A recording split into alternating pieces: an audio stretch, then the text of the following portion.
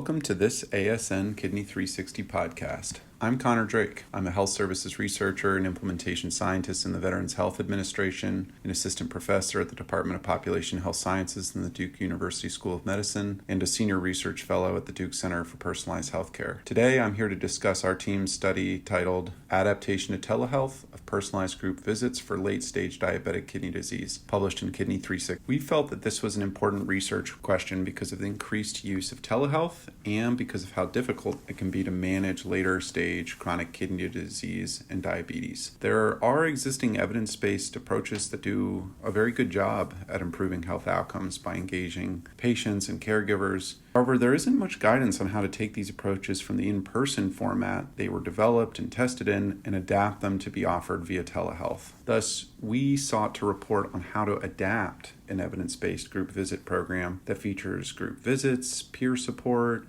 integrative health coaching, and education for telehealth delivery for patients and caregivers with late-stage diabetic kidney disease. Telehealth has many advantages, and we thought could make a program like this more convenient for patients and caregivers to attend regularly and therefore derive more benefit from it. CKD is often co-occurring with other conditions, such as cardiovascular disease and diabetes. This co-occurrence requires higher levels of what we broadly refer to as health self-management. Health self-management includes a broad spectrum of activities that patients and caregivers have to do to successfully manage CKD and diabetes. This includes taking medications as prescribed, having a good diet, managing stress, and engaging with their healthcare team productively. It's recognized that it is critical for healthcare teams to provide education and support surrounding self-management in order for patients to have the best outcomes and quality of life. We report on how to adapt this evidence-based group visit approach to offer it virtually via telehealth. This process was done based on existing theory and best practices so that none of the core components of the program were compromised. We had to make changes very carefully to ensure that we wouldn't compromise the effectiveness of the approach that we observe when it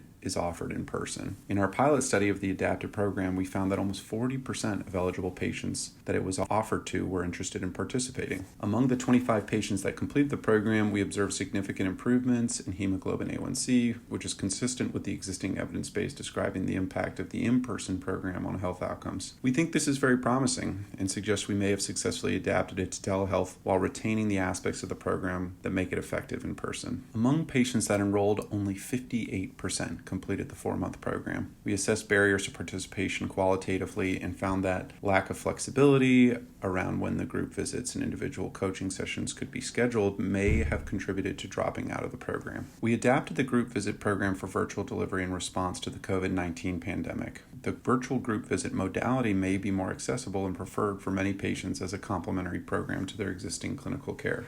The program can help support patients and caregivers in ways that are not feasible to do in a clinical setting, including coaching, education, and being responsive to non-medical needs that can influence health outcomes. As investments in telehealth and virtual care continue, we hope our work can inform delivery of programs like this to support patients and caregivers and improve outcomes associated with late-stage diabetic kidney disease. Big picture, we think group visit models like this may be useful for addressing the unique intersecting social and medical needs of patients and their caregivers that struggle to effectively manage their chronic conditions.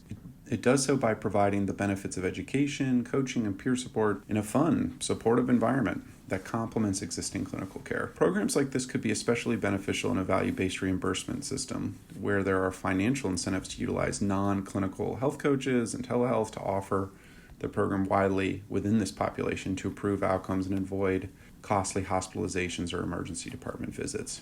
We hope to build off this research to continue to refine the program and test its effectiveness more rigorously. Specifically, we aim to address barriers to participation and conduct a larger study with a comparator group so that we can better understand its impact on quality of life, experience, healthcare utilization, and of course, health outcomes for patients and caregiver participants. Thank you for joining us for this Kidney 360 podcast.